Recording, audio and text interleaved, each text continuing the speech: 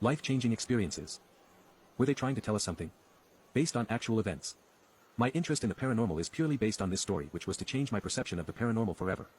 When I was a child, I lived with my sister, parents, our 2 cats and our dog in a place called Brighton Street, Darwin, Lancashire in the north of England. Things seemed okay at first, but over the years, many bizarre things happened in that house which, not only could I not explain, but on reflection still frighten me to this day. I'm really posting this story to try and get this off my chest, and hopefully you'll believe what my sister and I went through, even if our parents didn't. When we moved into the house, I could tell it was obviously crying out for redecorating as the walls needed replastering and new wallpaper. It looked as if it had seen better days and it wasn't exactly what you would call modern. Nevertheless, our parents liked it just the way it was, despite the fact that rusty old pipes needed replacing. Having lived there for a little while, I tried not to let it bother me, but it just seemed quite dank and depressing sometimes. I thought that was just me, and I tried to convince myself that there was nothing wrong. Besides, no one would have taken me seriously anyway. Nothing really strange as such happened for a while. Until one night when I was watching TV in my room, everything seemed okay at first, when all of a sudden, I heard what could only be described as a whispering sound behind me saying, "Help me." Naturally I turned around to see what the hell it was, but there was nothing there. So I just put it down to my imagination.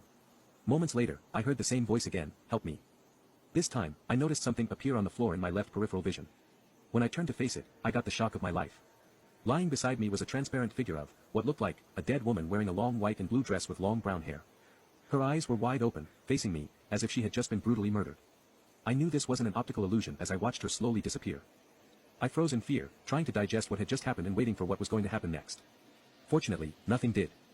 The next day, having had little sleep, I went down to breakfast with my family, hesitant to share my experience of that night. I eventually decided to tell my father, but he simply disregarded it as unimportant. This made me quite upset as my family thought I was crazy. A week or so passed since the episode, and over a period of time, I had virtually forgotten about it.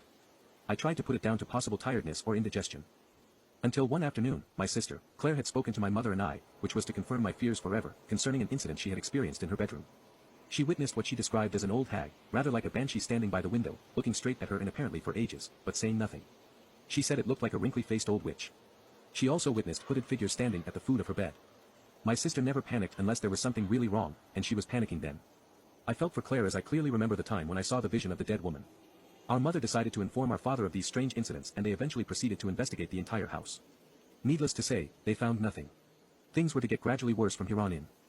That very night, there was a violent wind blowing and the rain was slimming down on the roof of the house. My mother called out to Smokey, our cat, to let him know his dinner was ready. Normally, Smokey was enthusiastic when it came to food and would rush down the stairs, but not that night. There was no way he could have got out of the house as both the front and back doors were shut and locked and the windows were all closed due to the torrential rain and violent wind, especially in the north of England. My parents checked the living room and kitchen, my sister checked the hallway and her bedroom and I checked all the rooms upstairs, but he was nowhere to be found. For days I would wish for Smokey to return, but eventually I know he wouldn't. I never really got over that. That cat was like a best friend to me. As the days went on, our dog, Ben, began to bark violently, as if he was angry about something. The frightening thing about this was that he never really changed after that night and it was totally unlike him. He would tend to bark in a violent fashion unexpectedly. I couldn't look at Ben in the same way again. He had been acting like this for years afterwards, normally towards me. However, because we were living there, I had to try and find some way of accepting the strange experiences which were happening to us. As we were attempting to come to terms with the loss of Smokey and the changes in Ben, things didn't stop there. One Sunday night, the night before school, which made it even worse, my parents advised me to have an early night ready for school the next day. Although I didn't really want to, I did what they asked. I got ready for bed, turned the light off and lay down. Nothing happened for hours, and I was eventually too tired to bother with anything. Sooner or later, I heard another voice, this time in my right ear.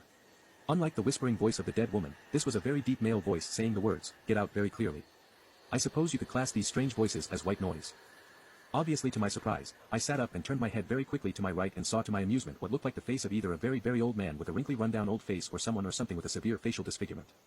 For obvious reasons, I was scared of the dark, hence why I needed a glow plug.